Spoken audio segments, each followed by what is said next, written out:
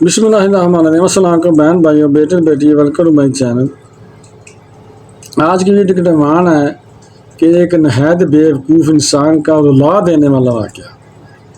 ایک ملک تھا جس میں بہت نرالا مقابلہ تھا، زبردست حیرت ناک بادشاہ تو بادشاہ ہوتے ہیں، جو ان کی مرضی ہو وہی کرتے ہیں۔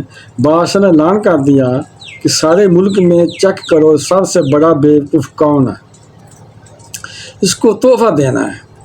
عقل مندوں کے مقابلے تو سنے تھے، مگر بیوقوف کا مقابلہ آج پہلی بار سنا۔ چلیں جناب، شروع ہو گئے، مقابلے شروع ہو گئے۔ عجیب بیوقوف آتے تھے، اپنے کرتب دکھاتے، اپنی باتیں کرتے، مزید انہیں ٹیسٹ کرتے کرتے آخرکار ایک بندہ ایسا ملا جس سے بڑا بیوقوف سارے ملک میں کوئی نہیں تھا۔ بادشاہ کے سامنے اسے کھڑا کر دیا گیا۔ وزیر کہنے لگے کہ بادشاہ سلامت، ہم نے بہت تجربے کیے اور بہت ٹیسٹ کیے، یہ ایک سب سے بڑا بیوقوف انسان ملا ہے اور اس جیسا بیوقوف پورے ملک میں نہیں ہے۔ بادشاہ نے کہا کہ اس کو چیک کر لیا ہے؟ انہوں نے کہا کہ ہاں بالکل چیک کر لیا ہے۔ بادشاہ نے اپنی سونے کی مالا اتاری اور اس بیوقوف گلے میں پہنا دی۔ بیوقوف بہت خوش ہوا۔ تھوڑے دن گزرے تو بیوقوف کو پتہ چلا کہ بادشاہ سلامت بہت بیمار ہیں۔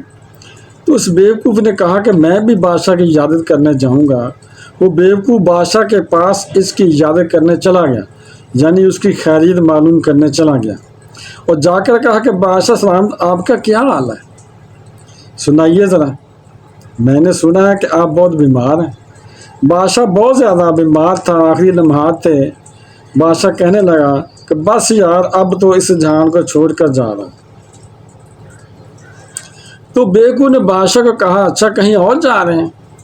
کہاں جا رہے ہیں آپ؟ اس بیوقوف کو یہ بھی نہیں پتا تھا کہ مرنا بھی ہوتا ہے۔ بیوقوف جو تھا، بادشاہ نے کہا کہ میں اس دنیا کو چھوڑ کر دوسری دنیا میں جا رہا ہوں۔ بیوقوف نے کہا کہ اچھا، تو بادشاہ سلامت یہ بتائیے، ادھر میں دیکھ رہا ہوں کہ آپ کے پاس بہت بڑا محل ہے، خوبصورت بیڈ رومز ہیں، شاندار مکان ہے۔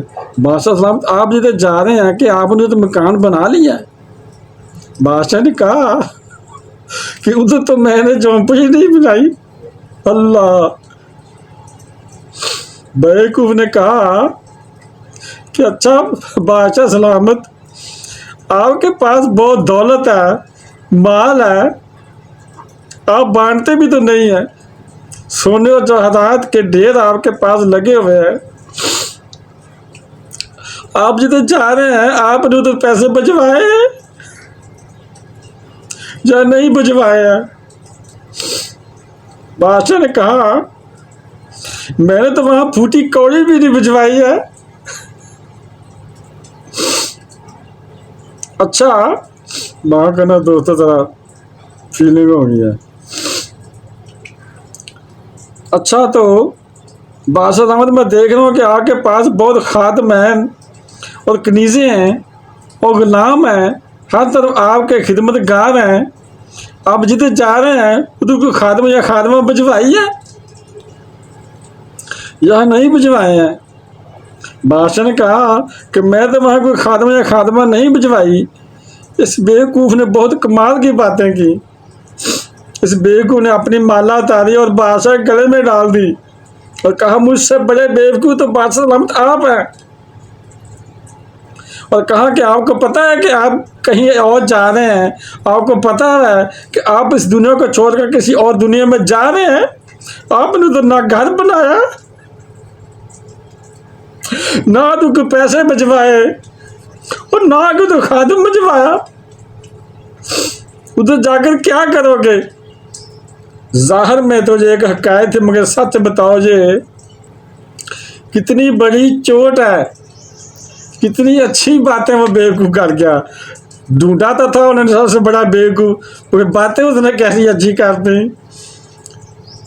ادھر سے تو ادھر جانا ہے نا، کتنے دن رہ گئے ہیں، ہمیں یہ پتہ نہیں ہے کہ آج کا دن اور آج کی رات بھی زندہ رہیں گے یا نہیں، لیکن جیسے ہی ہماری آنکھیں بند ہوئیں، جیسے ہی ہماری سانسیں ختم ہوئیں، تو ہم اس دنیا کو چھوڑ دیں گے۔ ادھر تو سب کچھ ہے مگر ادھر کچھ بھی نہیں بجوایا۔ یہ سب کچھ مال جائیداد پھر ہمارا نہیں ہے۔ کہتے ہیں نا کہ مسجد نے پیچھے کیا چھوڑا ہے، جیسے آنکھیں بند ہوئیں تو جائیداد کا حساب کتاب شروع ہو جائے گا کہ بیٹے کو کتنا ملے گا، بیٹی کو کتنا ملے گا، بیوی کو کتنا ملے گا۔ جناب سارے رشتہ دار حساب کتاب کرنے لگیں گے، مگر میرا کچھ بھی نہیں رہنا۔ بلکہ کتابوں میں لکھا ہے کہ جب انسان مرتا ہے، قبر میں جاتا ہے، تو گھر والے کہتے ہیں کہ مسجد نے پیچھے کیا چھوڑا۔ دوست رشتہ دار پوچھتے ہیں مسجد نے پیچھے کیا چھوڑا، جیبیں تک چیک کی جاتی ہیں، مگر فرشتے کہتے ہیں کہ آگے کیا بھیجا ہے۔